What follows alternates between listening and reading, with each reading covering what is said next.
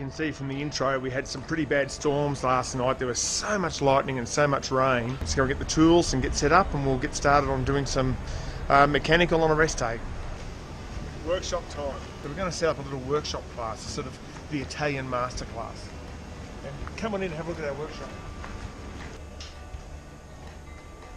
So during our time here in France and Italy, we have so many problems with bikes because of the extra heat and the extra load on the bikes.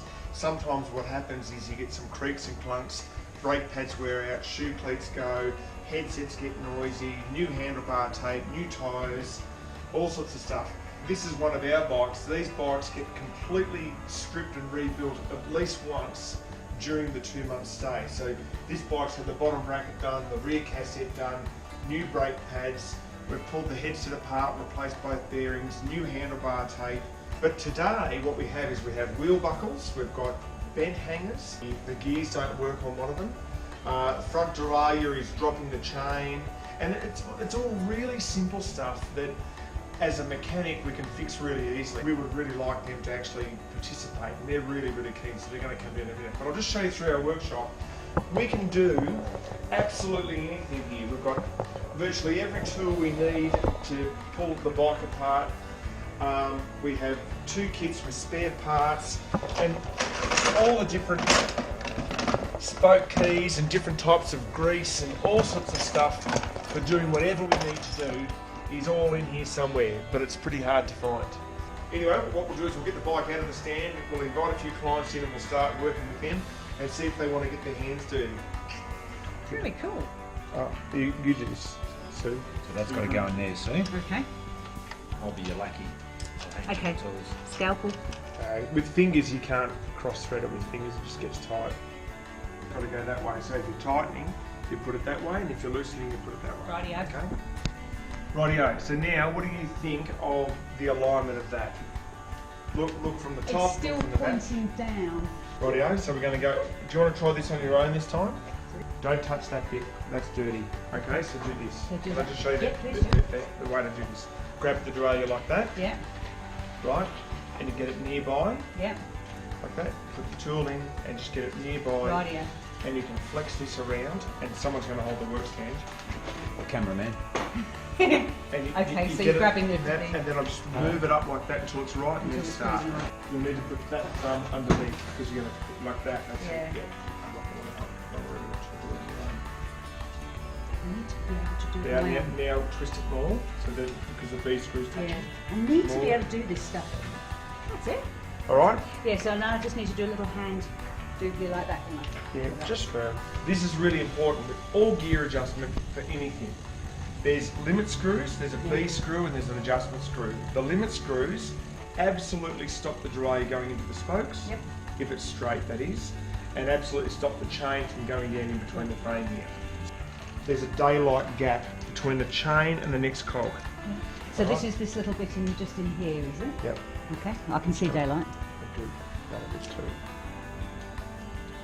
Okay, and I can see daylight through there too. Okay, so if we've got the limit screw on one, right, and I pull this to make sure it's all the way down so there's not another gear there. If I click it once, it should change. It changes vertically. So as tension rises on this with the spring and this rises with the cable, and there might be a little bit of slack in the bush here, it might go out of adjustment depending on how old it is as we go further upward, because there's more spring tension as we go up. Just one by one, go up, getting no chain noise. Now I'm going to check the top limit screw. This is the most important screw on the bike. And your B screw here is too high. This has got to be 6mm from here to here. And at the moment it's about 12. So we're going to loosen this one off. Okay, now look. Okay. So I'll just go down one and then up one to see how it looks. Now what that does, if this is correct, it gets more chain wrap around. The front and top jockey wheel's closer to the action here, Yeah. so you get more positive changes. Yeah. If you go too close and it touches, that's when you get that growly sort Yeah, of yeah. which also sounds similar to your chain ward and your cassette. You really want sort of nice, crisp changes, because if it changes up really I like that. sharp, I'm happy with that. That's good. if it changes up really sharp, it just kind of hesitates a bit, then you can just put a quarter of a turn out of that. and get it to be the same.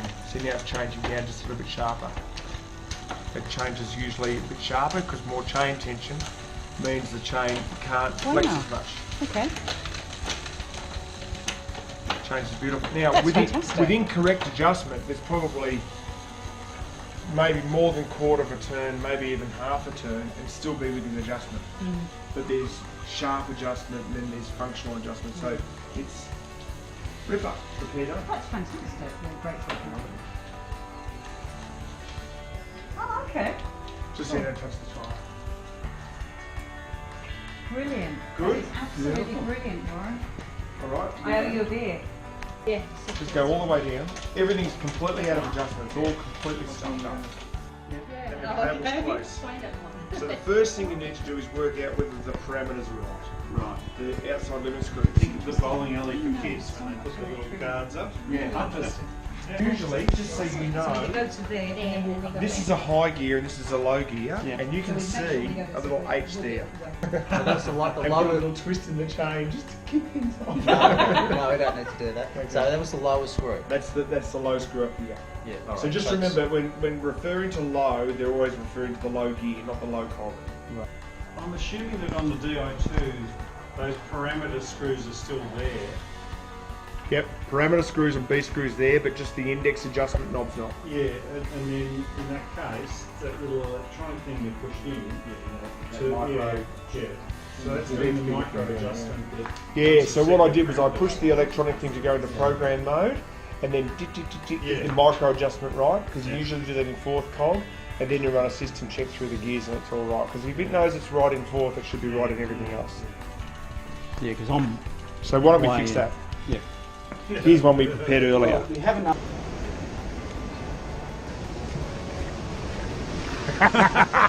I thought I was going to catch him having a piss. Here he was. I thought you were going to come around this side. I was going to do the same thing. We've done all the bikes, everything's packed up, everyone's gone back to their room or gone for a little bit of a walk. We'll be able to head out in the morning, everyone's brakes work, everyone's gears work, all the creaks and clunks are gone, and everybody learnt a little bit too, so that's just that little bit extra.